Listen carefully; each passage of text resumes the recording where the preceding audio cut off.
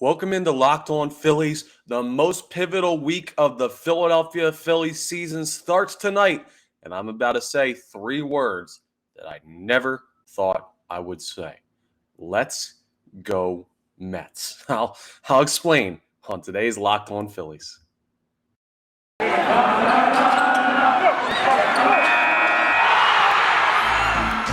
are Locked On Phillies, your daily Philadelphia Phillies podcast. Part of the Locked On Podcast Network, your team every day.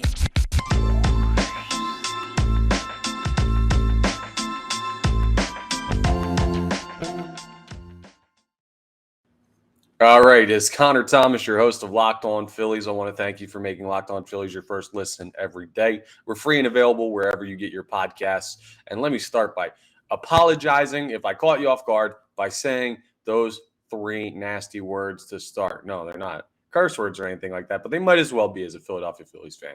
So why did I say let's go Mets?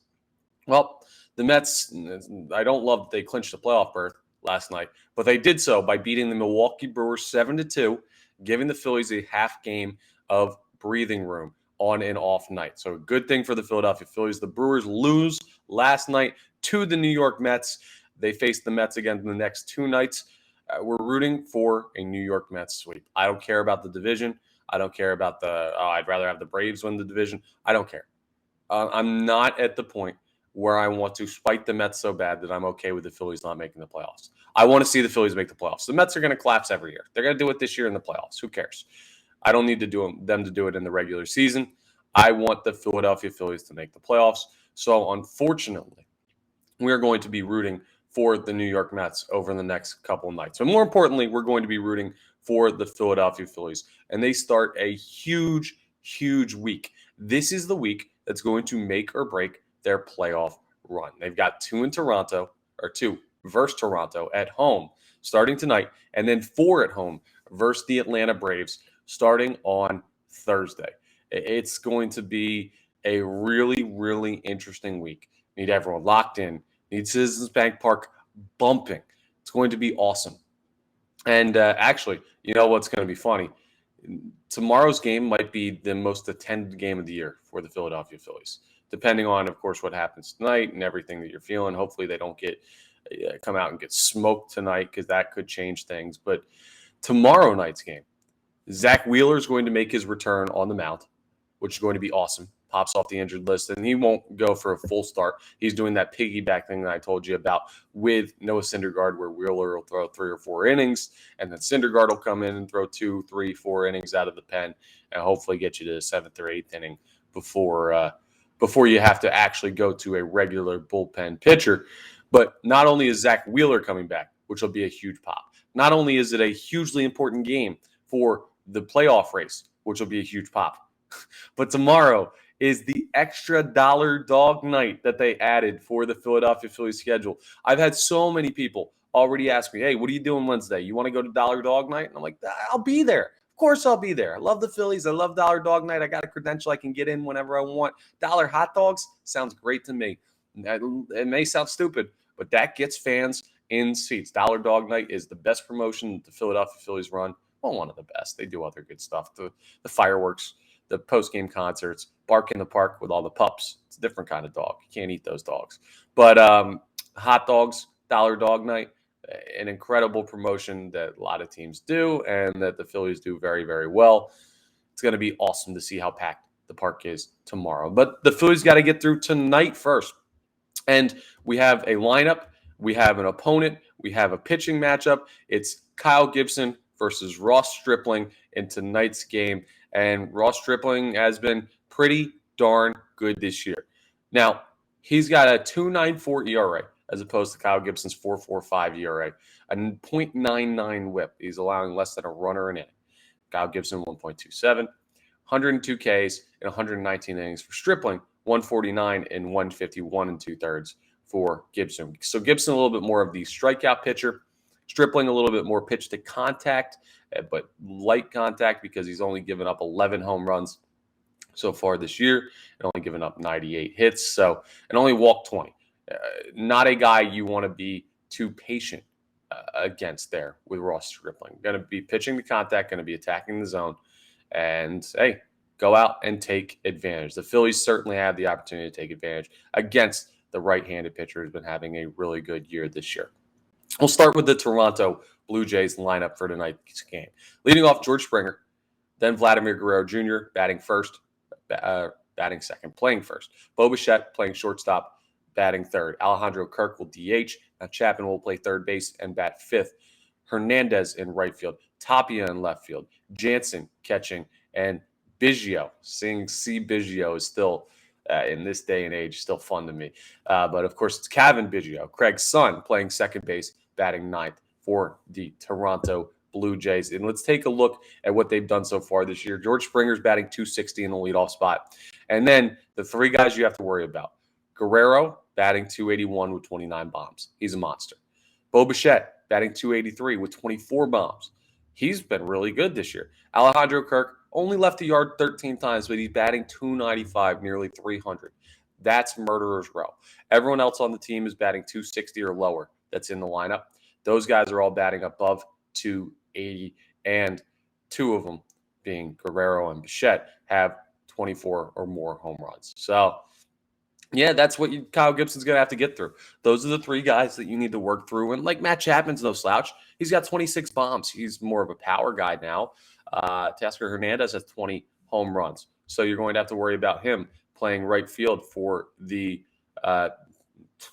I don't know why I almost called them the St. Louis Blue Jays. I'm thinking about the Cardinals and chasing them down in the playoff race and what they're doing playing the Padres right now. No, it's Teoscar Hernandez for the Toronto Blue Jays, and he'll be playing right field. So there are other guys to worry about, but the main stretch you're looking at is those three guys in the middle, Guerrero, Bichette, Kirk. Now, what have they done career against Kyle Gibson? George Springer's 1 for 13 against him. That's not great. Vladimir Guerrero's 2 for 3, pretty good. And then listen to some of these numbers. Bo Bichette, 0 for 3.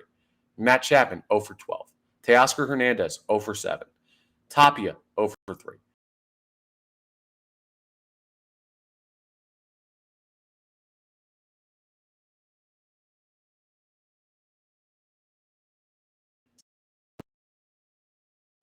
Guys, Chapman and Springer have had no success in work. The only one in the lineup he hasn't seen.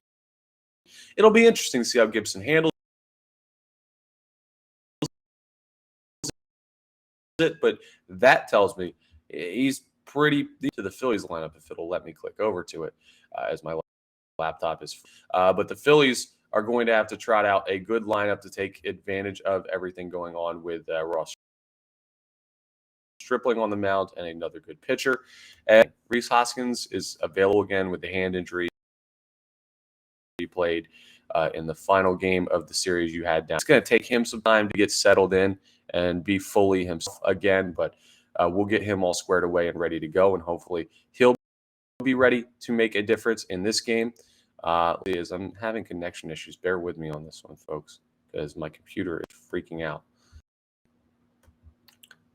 Hopefully the Phillies don't have this trouble during their game tonight with the Blue Jays. You know what? We're flipping over to the phone. We're going to Twitter. All right, we've got the Phillies lineup. We all good? We're all good. Okay. Here's the Phillies lineup for tonight's game in South Philly against the Blue Jays. I keep thinking it's in Toronto. Kyle Schwarber's batting leadoff, playing left. Rhys Hoskins batting second, playing first. Bryce Harper DHing, batting third. JT Realmuto batting cleanup, catching. Alec Bohm batting fifth, playing third. Bryson Stott batting sixth, playing short. Gene Segura batting seventh, playing second. Brandon Marsh batting eighth, playing center. Matt Vierling batting ninth, playing right. This is the Philadelphia Phillies' best currently available lineup. The only thing that would make this lineup better is if Nick Castellanos was available and he was playing right field instead of Matt Vierling. Other than that, this is the best you've got. This is your playoff lineup with one alteration and maybe some changes in where these guys are batting. This has got to get the job done. It's not good enough to go out there and not produce against a Ross Stripling. Even though he's been really good this year, those are the quality of pitchers you're going to see the rest of the way.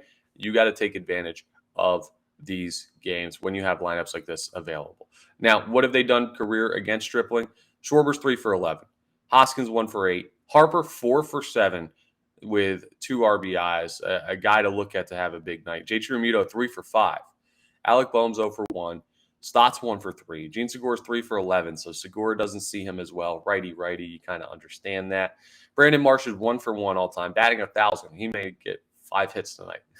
I'm kidding, of course. And Matt Vierling's 0 for 3. But it looks like the Phillies have a little bit more success against Stripling than the Blue Jays have against Kyle Gibson. So something that helps out there. Hey, we'll see how it plays out. But right now, it looks like the Philadelphia Phillies have the advantage. And according to the ESPN analytics, because, I always love to do this, the Phillies have a 50.3% chance to win tonight, a 49.7% chance for the Blue Jays, about as close as it gets with those analytics. So a close one, a tight playoff implications matchup tonight in South Philly.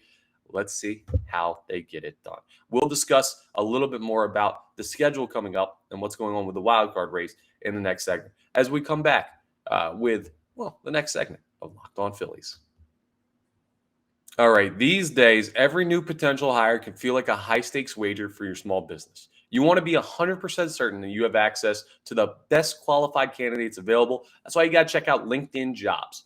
LinkedIn Jobs helps find the right people for your team faster and for free. Think about it. You just pop over on the LinkedIn. It's a nice, easy app on your phone. You can go on your laptop, your computer. You look around and say, hey, I want to do a sales job. Bang, right there. And this is what people think when they're going through stuff. When I was getting into radio and sports talk and everything, I was all over LinkedIn, reaching out to people who are currently in the business. This is how the average person thinks when they're looking for a job. So if you're hiring for your small business, it's the only place to go. None of those other job websites even remotely come close to the type of network that LinkedIn puts together. You got like 800 million people check out LinkedIn. There's 40 million a week. It's unbelievable how many people use LinkedIn to find their next job. And you could post your job for free. You could create a free job listing over on LinkedIn. You can add some special questions, qualifying questions, so you know exactly who's reaching out to you, and you can weed out some candidates that aren't looking for your specific job. It's the perfect setup to grow your small business. LinkedIn Jobs helps you find the qualified candidates you want to talk to faster. You can post your job for free at linkedin.com/lockedonmlb. That's linkedin.com/lockedonmlb to post your job for free. Terms and conditions do apply. Okay, I know I kind of looked at a preview of where the schedule goes in yesterday's episode. I want to look at how the pitching rotation matches up, though, because this is interesting to me, how the Philadelphia Phillies are currently setting up their pitching rotation to head into the playoffs. Now, this could slightly be switched around depending on the amount of days, and I think they'd have like 2 days in between their final series in Houston and whatever their first wild card matchup would be to travel there. It ends on October 5th. I believe the NL wild card starts on October 7th. So a little bit of time there. So I guess that would only be 1 day, really, but they could figure it out. Let's project out, though, based on, because you have your rotation. Everyone's healthy. Bailey Falter is in that 5 spot, and he's settled in there because Noah Syndergaard is going to be helping Zack Wheeler out on his starts. So we'll see Syndergaard tomorrow night in relief of Wheeler.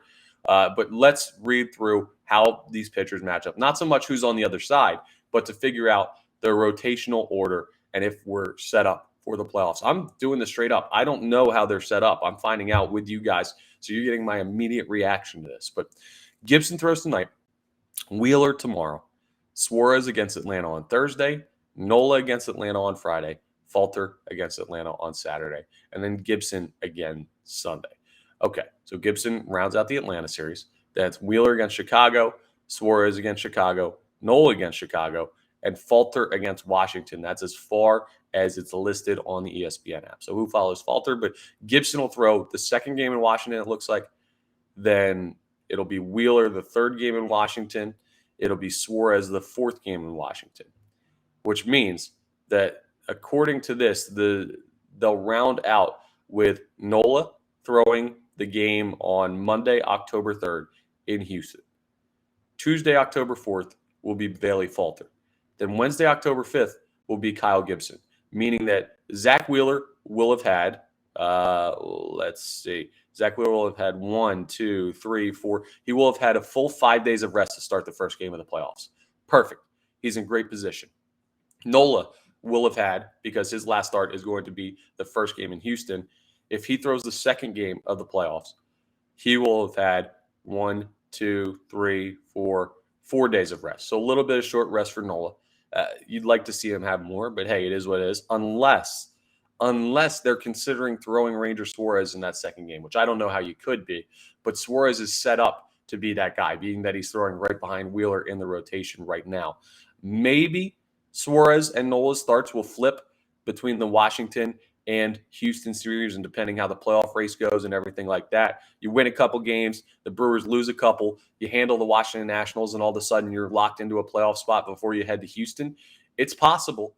If the Brewers collapse or if the Padres fall off a little bit, it's possible that happens. So we'll see. But right now it looks like plenty of rest for Nola, Wheeler, and Suarez to be able to throw in whatever order the Phillies choose for them to throw in a playoff series. Remember, that's a 3-game series. So there was some concern about how you're setting up the pitchers to go out and throw in a playoff series. Can you set it up so that Nola throws? Can you set it up so that Wheeler throws?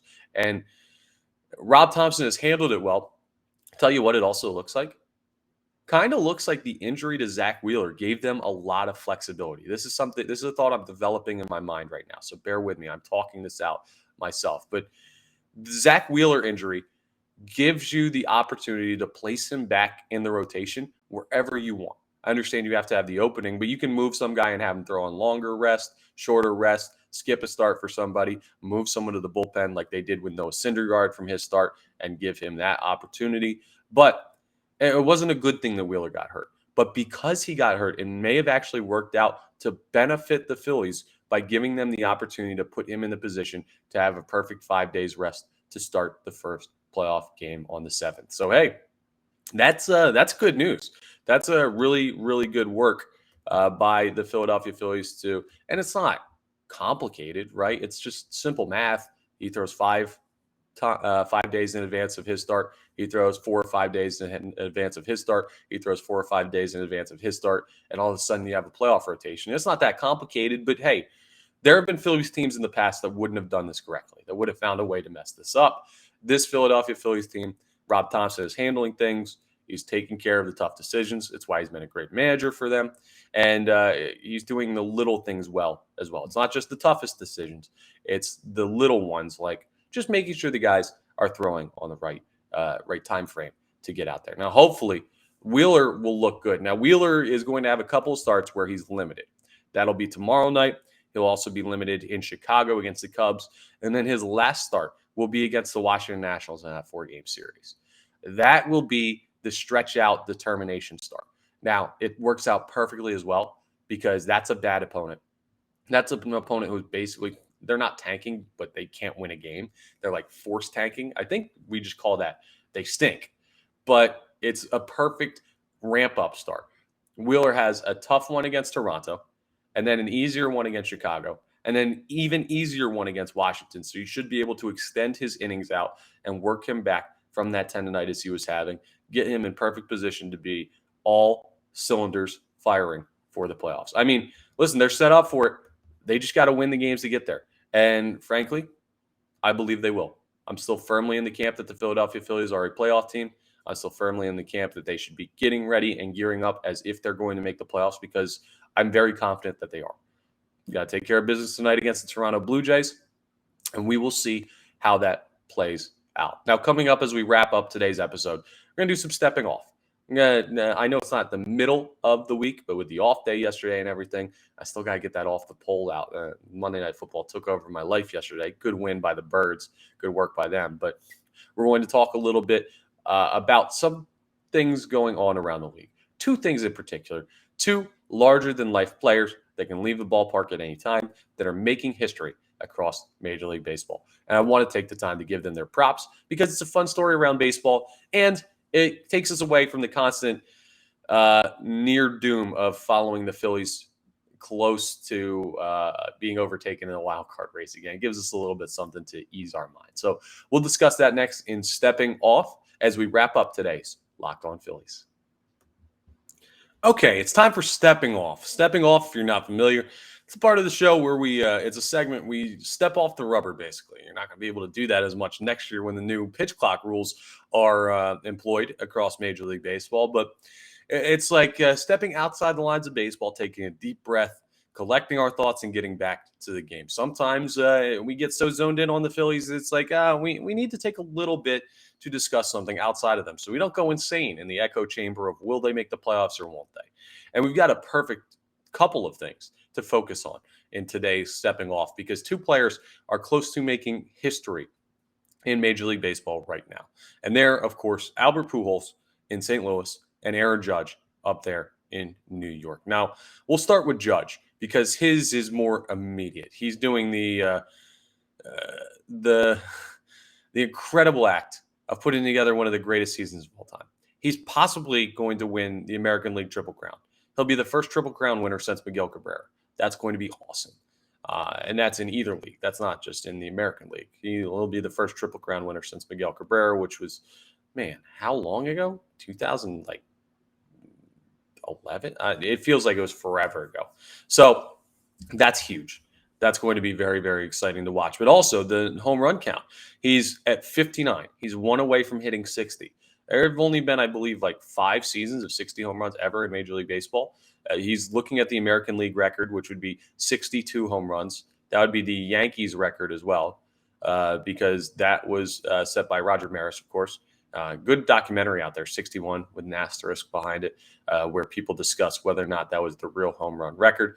Of course, Babe Ruth is up there for a ridiculous amount of home runs. Barry Bonds is up there. And he won't catch Barry. He doesn't have enough time to do so. But it's a very interesting home run chase. And what Aaron Judge is doing, well, it just deserves props for a second. He's an absolute monster. And to do this in a contract year, like he's putting together you could argue, the best baseball season of, if you're younger than 40 years old, Aaron Judge is putting together the best baseball season of our lifetime. It's incredible. He's going to win the American League MVP. He could very well win the American League Triple Crown. He's already locked up the home runs title in the American League easily. The RBIs title in the American League easily. Like, no one's going to catch him for those. What he's doing with New York is incredible. And watching that, like, if the Phillies have an off night, well, the Yankees are must-see TV. I'm not rooting for the Yankees, but I root for Aaron Judge to go yard every single time because he's just a monster. So that's really cool. And then also Albert Pujols, who was forgotten about by many people over the past couple of years when he was in Los Angeles with the Angels. Well, he's come back to St. Louis. He's part of a Cardinals team that's making a playoff push and is going to win the NL Central. And all he's doing is just having one of the best stretches of his career.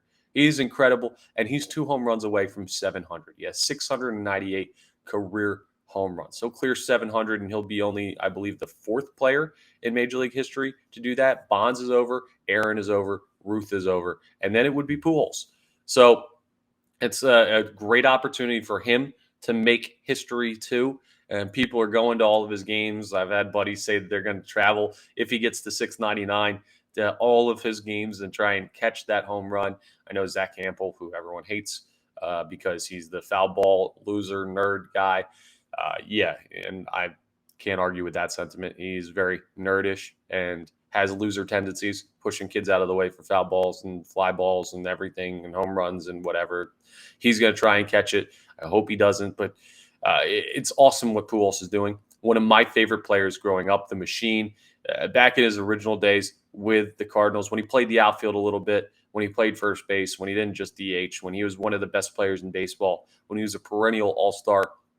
Yeah, he was one of my favorite players growing up, and to see him in the twilight of his career, in what could be his last year in Major League Baseball, doing all this to push towards 700 and hit an incredible milestone, that deserves props as well. So if you want to keep an eye on that to kind of calm you down about the Phillies, give yourself a little bit of something else to focus on while the Phillies aren't playing, in between Phillies games, things like that.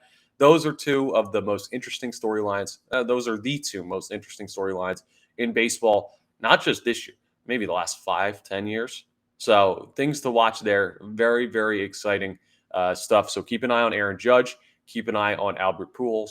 And that'll give you a little bit of time away from just focusing in totally on the Phillies. But hey, we focus in on the Phillies here on Locked On Phillies, and that's what we will do again for tomorrow's episode. Today's episode is done, though. I want to thank you for making Locked On Phillies your first listen every day. We're free and available wherever you get your podcasts. Now make your second listen Locked On MLB. Paul Francis Sullivan, Sully, he's awesome. He does great work on Locked On MLB covering Major League Baseball in general. I'm sure he's talking about Pujols. I'm sure he's talking about Aaron Judge. You can check out his work on YouTube, wherever you get your podcast, the Odyssey app, all of that. So check out Locked On MLB. And settle in tonight. It's the biggest game of the Philadelphia Phillies season so far until the next one. But the Toronto Blue Jays come to town. It's going to be a heck of a contest. Let's go Phillies. Hopefully they can repeat what the Eagles did on Monday Night Football last night. Give us a big win here in Philadelphia. And we will talk to you either way after it on tomorrow's Locked On Phillies.